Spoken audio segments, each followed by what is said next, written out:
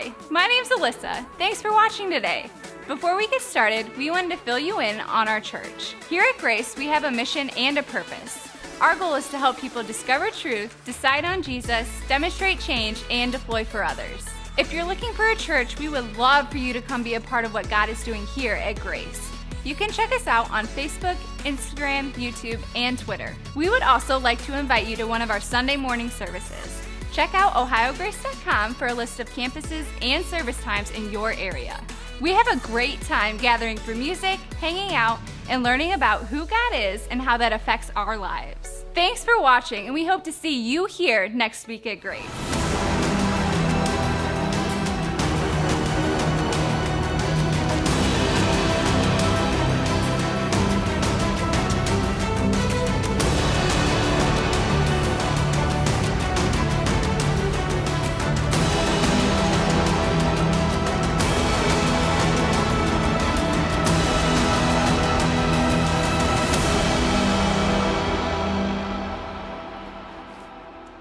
Well, hey, good to see you guys here this morning. We're glad that you chose to spend part of your weekend with us. Before we get rolling this morning, I want to reiterate one thing that Mike has already mentioned, and that is about our Financial Peace University class.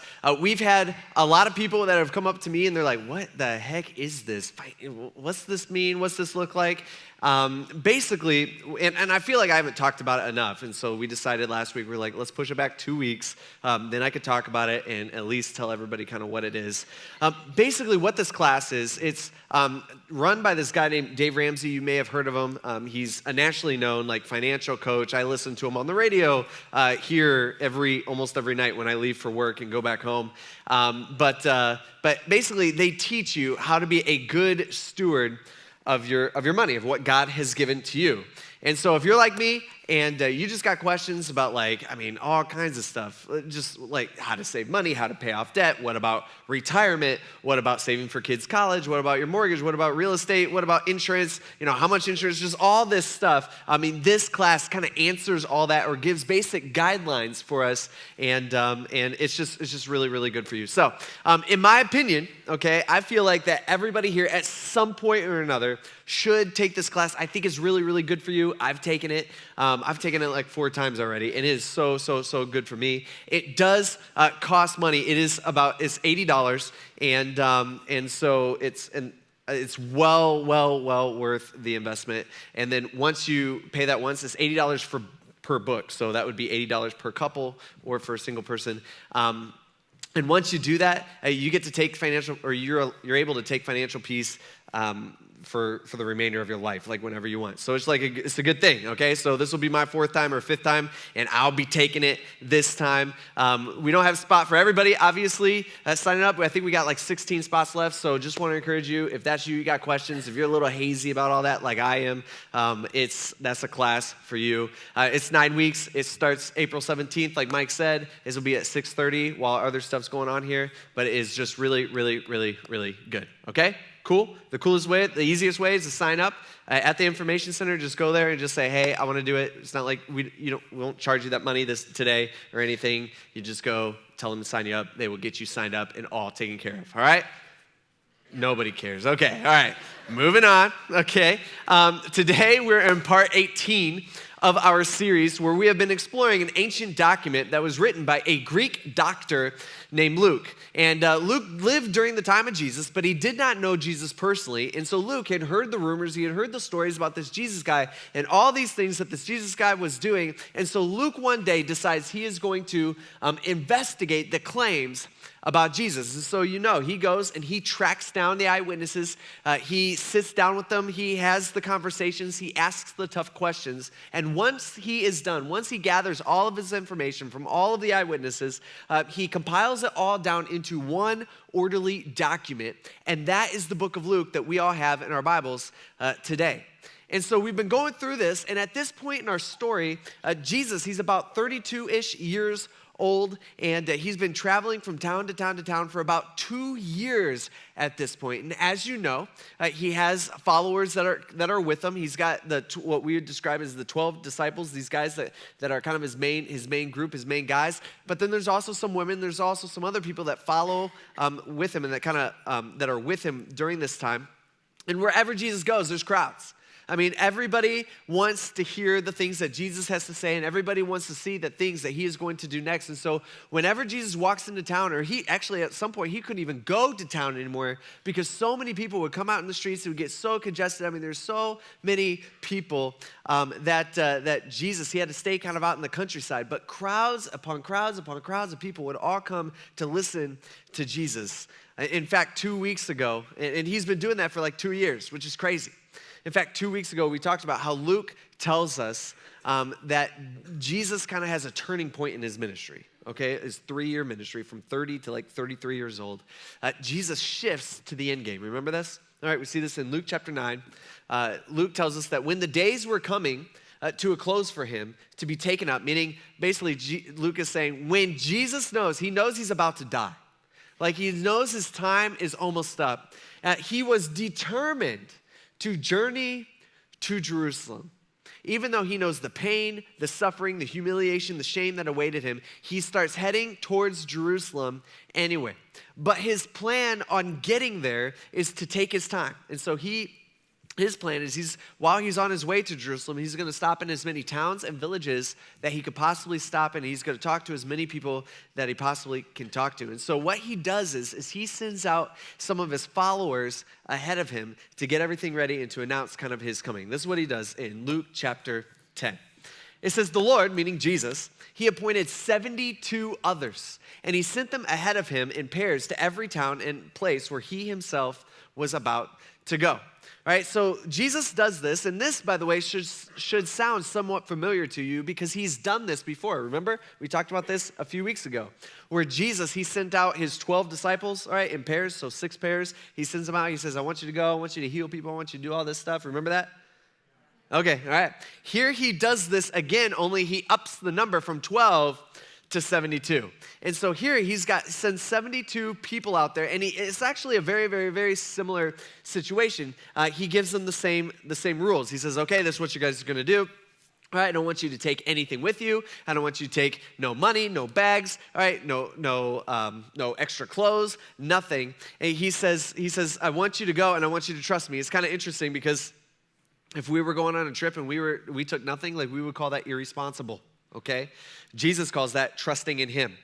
And he says, I want you to trust in me. That doesn't mean you're going to eat every day. There's going to be some days where you're probably not going to be able to eat, but that's okay. You're going to survive and everything will be fine. And so he tells them to do that. Don't take anything. And then he gives them the power to like heal people and stuff, which would be awesome, right? Like if you had that, what would you do right now? Well, we go to like Mercy Hospital and we like walk in and be like, show me some people. I want some sick people. I'm about to heal this guy, heal this. You know, that's what we'd be doing, right? Right? That's what these people get to do. And Jesus sends them out and he waits.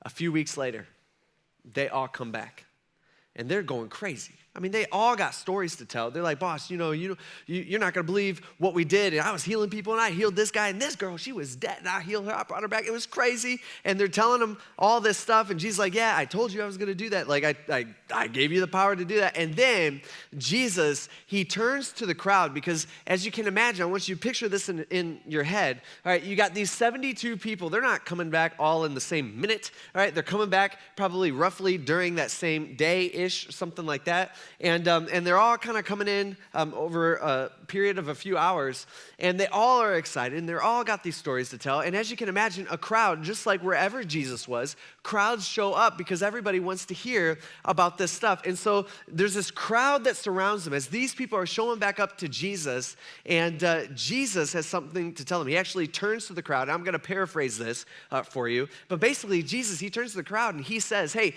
it's not about your religious pedigree that matters. All right, it's not what it's about. All right, what matters is your relationship with God.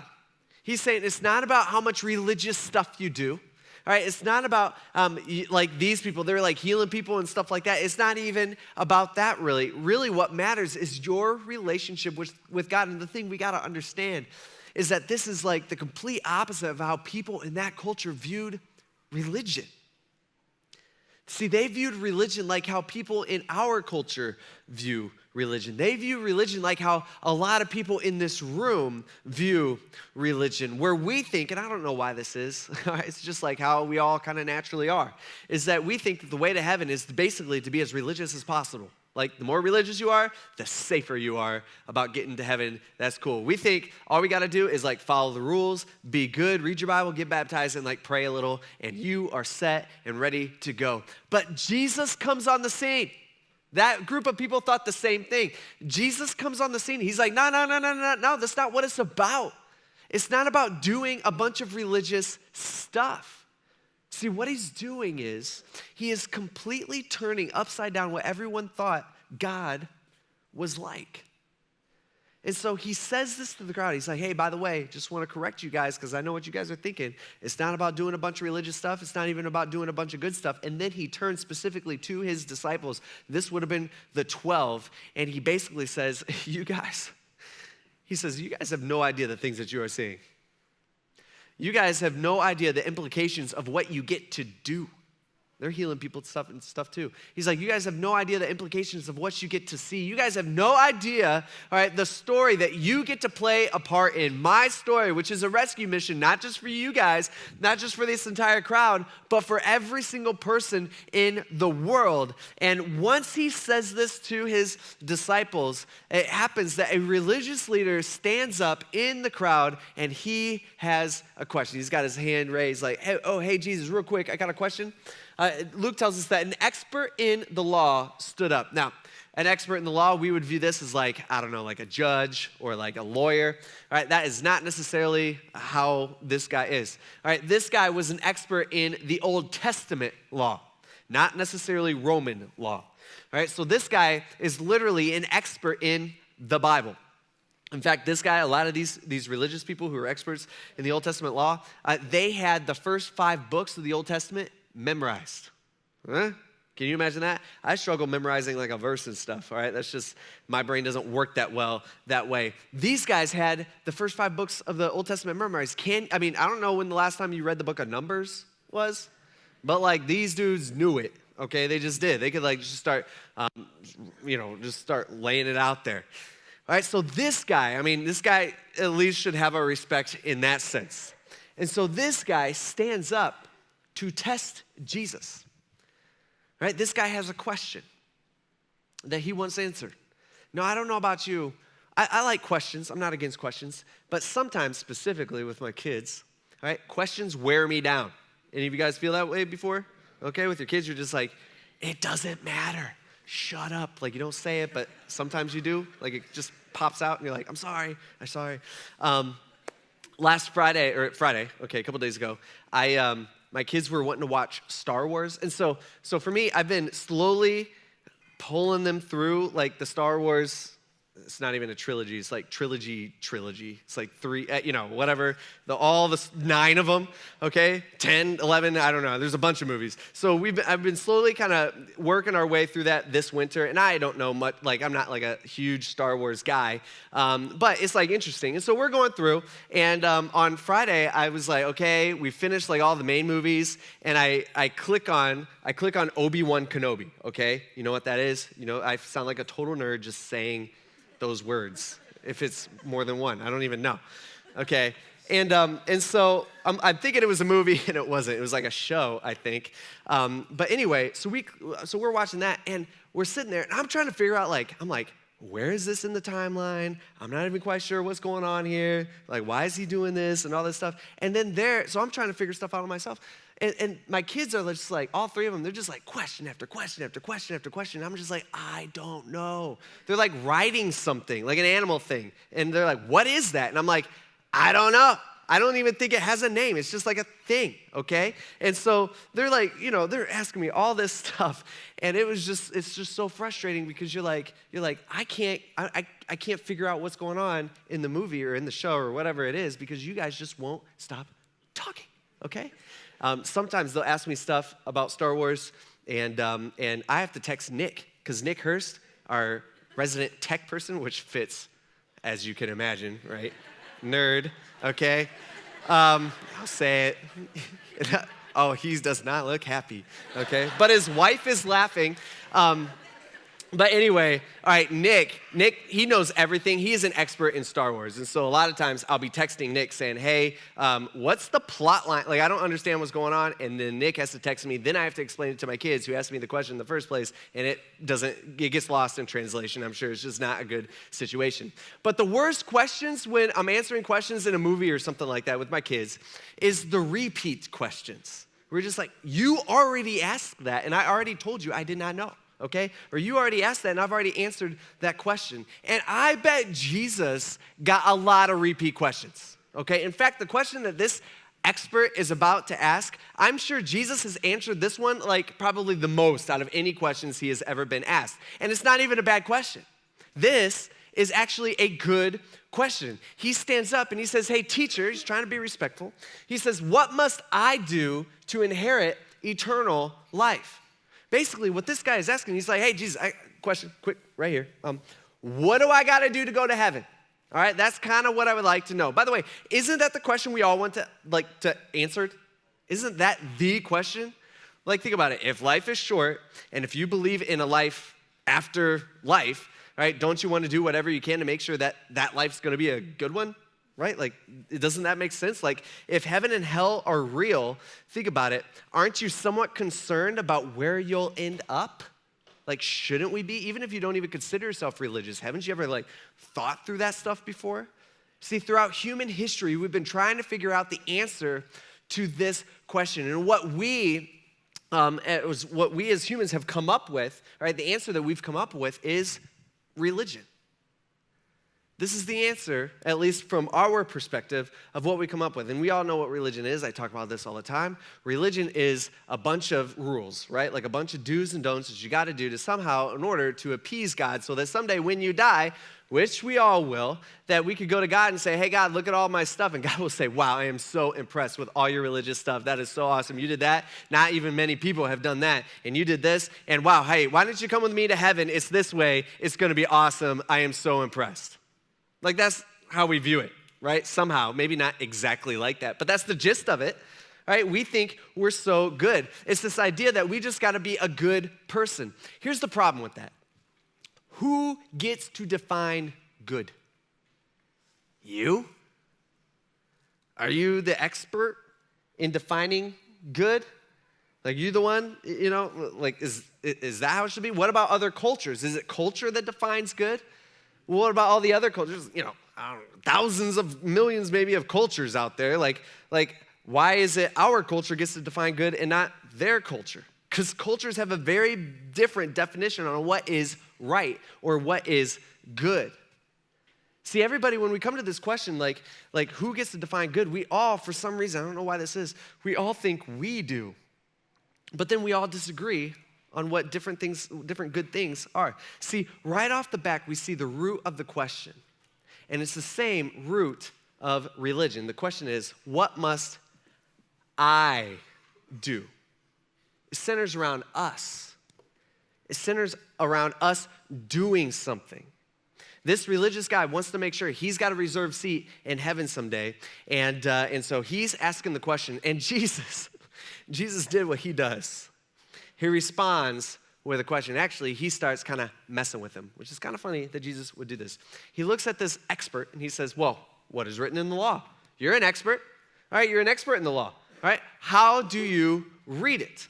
Okay, what he really does is he says, hey, you're the expert, and he bounces the question back to the guy. And the religious expert here, he actually repeats what they've been taught ever since they were kids, like in Sunday school and stuff. They're like, oh, okay, well, this is what the Bible says. He's in the Old Testament. He says, you need to love the Lord your God. This is how to get to heaven, he would say. Love the Lord your God with all of your heart and with all of your soul and with all of your strength and with all of your mind. And then he tacks on a second portion, which is interesting because only Jesus taught the second portion, which means that this guy had heard Jesus talk before. And he says, and for good measure, Jesus, I'm going to add on your add-on, and that is that you also need to love your neighbor as yourself. That's what I think you got to do to get to heaven. So this guy goes above and beyond. He repeats the Old Testament command. He adds in the love your neighbor thing that Jesus constantly taught. And when Jesus hears this, my guess is Jesus looks at him and he smiles. This almost never happens. Somebody answered his question correctly. And so Jesus looks at him and he says, you got it, right? This is Jesus saying, you nailed it. And the crowd, as they're all listening to this interaction, I mean, the crowd's just like, wow, dude, this guy, like, I knew that answer. Wow, they're super impressed. And this guy is feeling like pretty good about himself. And then Jesus says, do that and you'll live. You love God with all your heart, soul, mind, strength, and you love the people around you. All right, if you can do that, you're in heaven. All right, you are locked in. You are ready to go. There's a problem with this, though. And the problem is, let me tell you a little secret. It's impossible for us to do. And Jesus knows it.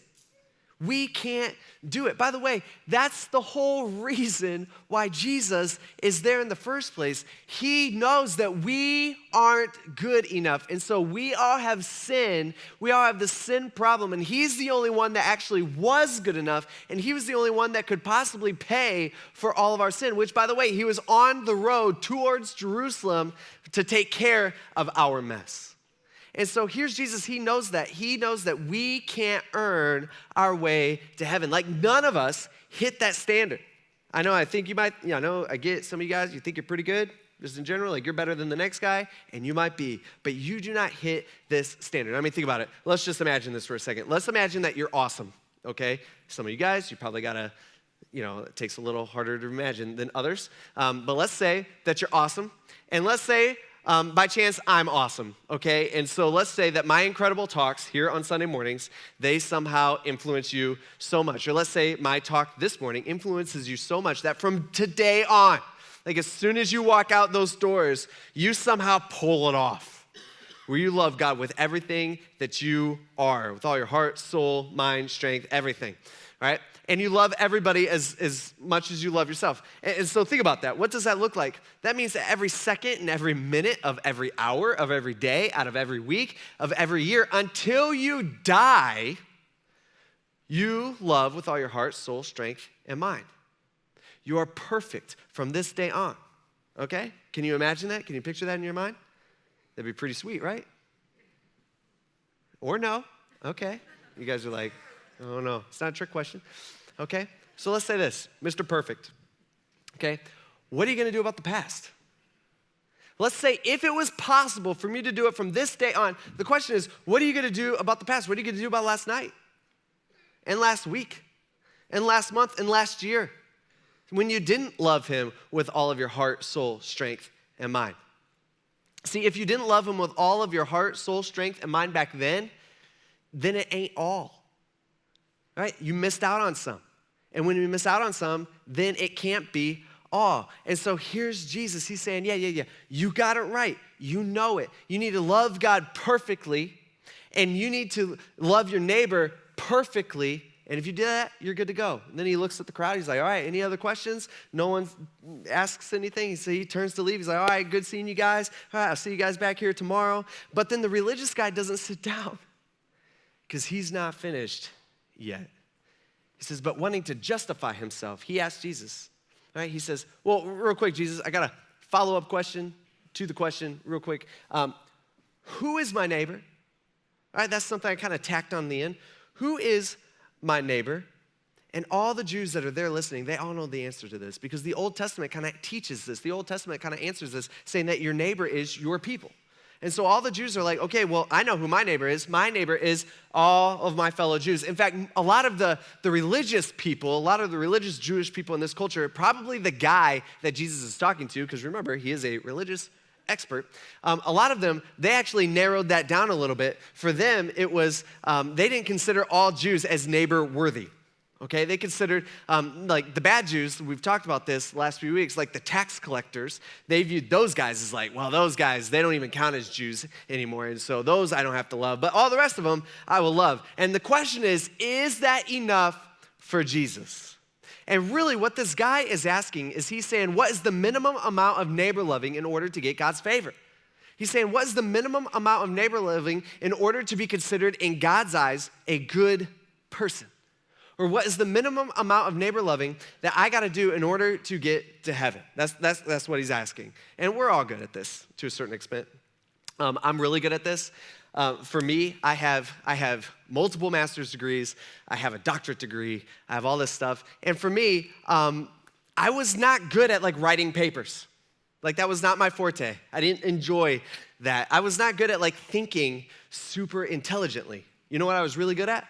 I was really good at doing the minimum amount of work to get a B, okay? That's what I was good at. So I get my syllabus in class. My first day, I'm like, okay, I don't have to do that. I'm not doing that. That's too hard, okay? But if I do all this stuff, if I do this collection of stuff, right, I know that I could get a B minus, and that's good enough, you know? Like, that's what I'm trying to do. I got other things going on in my life than school is what I'm saying. I know some of you teachers are out there like, you know, it worked, okay? It worked, so... But that's what I would do, okay? You know, it's like, what do I got to do the minimum amount of work in order to get a B or in order to pass? Sometimes it was a hard class, it would be a C. See, this guy, that's what he's asking, all right? This guy's asking, what is the minimum amount of work I got to do? He's saying, who is my neighbor? Meaning, who do I have to love? And the guy is assuming that he has met the minimum requirement. And I guess, I bet that Jesus smiles at him again, and he says, I'm glad you asked. Let me tell you. And he gets ready to tell probably his most disrupting, culturally insensitive story that he ever tells within his ministry, probably. I mean, this would have offended every person in the crowd, probably every single person in that crowd that day. And he goes into the story. He says, picture this. He says, let's picture that a man was going down from Jerusalem to Jericho, okay? Now this is a path. The reason why it says going down is because it literally was going down. Jerusalem was like 2,500 feet above sea level. Jericho's at like one of the lowest places on earth, below sea level, actually. And so here he is. I mean, this guy's traveling down thousands of feet. It's a 17-mile path that probably every single person in the crowd, they're all familiar with. They had traveled it once in a while. And it was extremely rocky, and it could be slippery, and it was considered a very dangerous road. There's caves and everywhere, and you know, it was really easy for robbers to be there. In fact, that's what it was kind of known for. So here's Jesus. He says, a man was going down to Jerusalem, to Jericho, and he fell into the hands of robbers. And everybody's like, oh man, we know that path. And probably a lot of people that are standing there, in fact, probably the religious leader that Jesus is talking to, that he's specifically talking to, although he's talking to the entire crowd. I mean, I'm sure he's thinking, it's like, whoa, Jesus. I asked a simple question. Who is my neighbor? I'm just looking for a simple answer. Don't change the subject. And he's probably not saying it out loud. He's probably thinking like, this is what you do. This is the problem with you, Jesus. All right, you never give us like just full answers. You always talk about some weird thing. Like this is, I don't understand what this has to do with the question, this guy. Just answer the question. And so everybody's thinking that, but everybody is also paying attention because they know Jesus is going somewhere. They have no idea where, but they know he's going to have a point, and Jesus keeps talking. He says, so they stripped him, the robbers, they stripped this guy, all right? They beat him up, and they fled, leaving him half dead in the middle of the road. All right, so he's dying there. He says, by chance, a priest just happened to be going down that road. Now, when everybody heard this, they're like, oh, this guy is saved. All right, this is a priest. A priest is a good guy. Like, this guy is like super religious, super close to God. This is a top religious leader in that nation. In fact, the priest's job within the nation, within Judaism, was to point the entire nation back to God. And so for all these people, they're like, if anybody knows what neighbor loving looks like, it's going to be this guy. And so Jesus says, it just so happened that the priest is going down that road, and when he saw the guy dying in the road, he passed by on the other side. And everybody's just like, oh, didn't expect that. He says, in the same way, a Levite, right? Now, a Levite was also a religious leader. This is kind of like a JV priest, okay, that wasn't smart enough to necessarily be a priest, like a JV priest, except he will never get on varsity. Like, remember that guy in high school? Okay, that's that guy. He's religious, but he's not the top religious. He says, when he arrived at the place and saw him, all right, so he comes, and everybody's like, well, at least there's a Levite coming down. All right, now the guy's saved. He says, but he also passed by on the other side. So both of these guys, you got a Levite, all right, and you got the priest. Both of them super religious in this culture. Both passed by this guy, and they refuse to help him. Now, everybody in the crowd, they all recognize that Jesus is saying that those two guys don't get to heaven. And everybody's a little confused, and everybody's just like, yeah, that's messed up, because he's not loving his neighbor like he's supposed to do. But they're probably all thinking, they're like, but Jesus, he's so religious. He's done all the things. He knows the Bible. I mean, he prays, he does all this stuff. And remember, even Jesus, when he's telling the story, who's he talking to? A religious guy, who, if this religious expert is not a priest, he's probably at least a Levite, which makes things awkward. And everybody, they can feel the tension in the crowd. Nobody's talking, and everybody's just like, this is so awkward. You've been in situations like that, I'm assuming. And then it takes a turn for the worst. And it gets crazy, and Jesus starts shaking things up, and he starts messing with their tradition and their thinking. Jesus says, but then a Samaritan on his journey came up to him. And when everybody hears this in the crowd, they all think the same thing. All right, it's probably an audible groan like, oh no. A Samaritan, this is terrible. All right, this is bad. This guy is going to finish this Jewish guy who's half dead in the road. He's gonna finish them off. See, here's the thing about Samaritans. Samaritans and Jews did not get along. All right, in fact, they've hated each other at this point for only like 1,000 years. Okay, so this is pretty intense. Jewish people viewed Samaritans, they're actually related to each other. Samaritans were like half Jewish, half other local people, that's like their heritage. And so Jews viewed Samaritans like half-breeds, like that's how they viewed them. In fact, most Jews, instead of traveling through Samaria, like if they needed to, you got three kind of main regions. You got Galilee in the north, then you got Samaria, then you got Judea, where like Jerusalem and everything is. And so it's way faster just to walk through Samaria. But most Jews, what they would do is they would actually take 6 days to walk around Samaria just so they didn't have to touch anything, right? And it was also dangerous because Samaritans would kill Jewish people. In fact, Jewish prayers during this period is that they would ask God to not give forgiveness to the Samaritans and to not give grace to Samaritans. This is this idea where they go to God every day and they're like, God, please forgive me, but not that guy, because he is a Samaritan. If you remember, we talked about this a couple weeks ago. Actually, just a few days before this very incident, Jesus and his disciples, because Jesus was not afraid to walk through Samaria, although I'm pretty sure his disciples were extremely uncomfortable with it. Just a few days before this, Jesus and his disciples, they walked through Samaria, and the Samaritans, they don't want Jesus around. Why? Because he's Jewish. It's racist. And so the Samaritans, they go to Jesus, they say, hey, you guys need to get lost. We don't want you here because you are a Jew. And if you remember, James and John, they come up to Jesus, they're like, Jesus, let me do this. All right, I'll pray it. All right, you just give me the word, and I will pray that fire will come down from the sky, and let's just burn up this whole town. All right, let's burn them all up. All the kids, all the women, everybody. Let's just burn them all up. That's our solution. You know, Jesus is just like, have you learned anything? Like, are you serious? Like, this is a strong level of hate, and that's his disciples. John wrote a book in the Bible, like pretty intense. Right? This is a strong level of hate. I mean, think about the worst person that you know. Right? Don't look at each other. Right? That's not cool. Okay? Don't look at them. People are like, Samaritans were worse. All right? Samaritans were worse. And so this crowd, when they hear this, they're like, oh no, this is not good. And Jesus, he looks at him and he says, yeah, a Samaritan shows up, but Jesus adds a twist. He says, and when the Samaritan saw the man, he was not filled with hate. He had compassion on him. And the crowd's like, what? No way. And Jesus starts piling it on and on and on, and the crowd starts freaking out.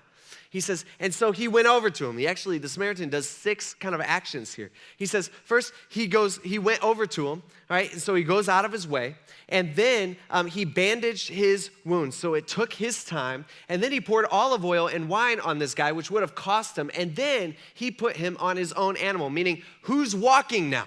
Well, now the Samaritans got to walk the rest of the way, the however many miles they got to go, while this Jewish guy rides on his animal. And so it's very inconvenient for him. And then they brought him to an inn, and then Jesus kind of rubs it in. And then he says, and then he took care of him. And they're like, oh no, he touched him. Like, this is terrible. This would never happen. And then Jesus says, and then guess what? The next day he took out 2 denarii. This would have been enough money to cover like 2 weeks of hotel room and like food. He says, and he gave that to the innkeeper, and he said, hey, take care of this guy. And when I come back and everybody's like, oh, he's coming back, you gotta be kidding me. He says, I'll reimburse you for whatever extra you spend. See, the Samaritan is treating his enemy better than, let's be honest, you would treat a friend. Better than I would treat a friend. And the crowd is saying, this would never happen. And the expert, he's standing there, he's confused. He's just sorry he even asked the question at this point. See, what Jesus is doing here is he is redefining neighbor. He's saying our neighbor is no longer about family or ethnicity or race or who you like. He's like, that's not what it is. See, Jesus, he expands the idea of neighbor. What he's saying for us here today, he's saying, all right, your neighbor includes every single person in this room and everybody outside these walls. It includes all of us, right? People who don't act like us, and people who don't look like us, and people who don't love like us, and people who don't believe like us. And get this, people who don't vote like us, right? People who don't like us. It includes everybody. That guy at work that drives you nuts, it includes him. I'm sorry to break it to you, right? People in your family that you love, you just don't like. All right, it includes them. It includes loving the person who used to be a good friend until that thing happened a long time ago. It includes them. It includes that person who wronged you in such a horrible, awful way years ago that you just haven't been able to forgive. It includes that guy and that lady. Here's Jesus. He says, they are your neighbor. That's who a Jesus follower is to love. And he looks at the religious expert, and he says, which of these 3 do you think proved to be a neighbor to the man who fell into the hands of the robbers? Jesus is saying, which of these 3 loved God with all their heart, soul, strength, and mind? He's saying, by loving his neighbor, which of these guys did it? And he puts the guy on the spot in front of the whole crowd. I mean, nobody wants to answer this question. This is so embarrassing. Nobody wants to do this. And the guy mumbles. He says, I guess it'd be the one who showed mercy to him. He can't even say the word Samaritan. He's like, I guess it'd be, that one guy. And Jesus looks at him and he says, go and do the same. That's how I want you to act. That's how I want you to live. See, nobody thought that way.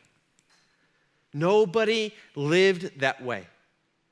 Nobody believed this way. Jesus' point is that loving God and loving people are linked. And if you truly love God, it shows up in your life by how you love others, not just the easy ones it is to love. We all have people in our life that is so easy to love, right? He's talking about specifically the ones that are difficult, that are so hard, that make it so hard on you to love. And if you think about it, if we as a church could just get this down, like if we as a church, if we could love the way that Jesus taught his followers to love, think about what that would do in our life. I mean, it would change everything. It would change our relationships. It would change our marriages. It would change our homes. It would change our office. It would change our plant. It would change our job site. It would change our team. It would change our school. It would change our community. We just got to do it. And when you do it, let me tell you one thing. It will cost you. It will not be even. It will not be the same. It will be inconvenient for you. It will not be fair. And it's going to take your time. It's going to take your effort, and it's going to take your energy. But that is how it looks like. That is what it looks like to love God with all of our heart and our soul, with all of our strength, and with all of our mind. And that's how a Jesus follower follows him. Let's pray. God, we thank you for these words, and some of this stuff is tough. None of us excel at this. None of us are good at this. God, we ask that you would help us to love the way that you've called us to love.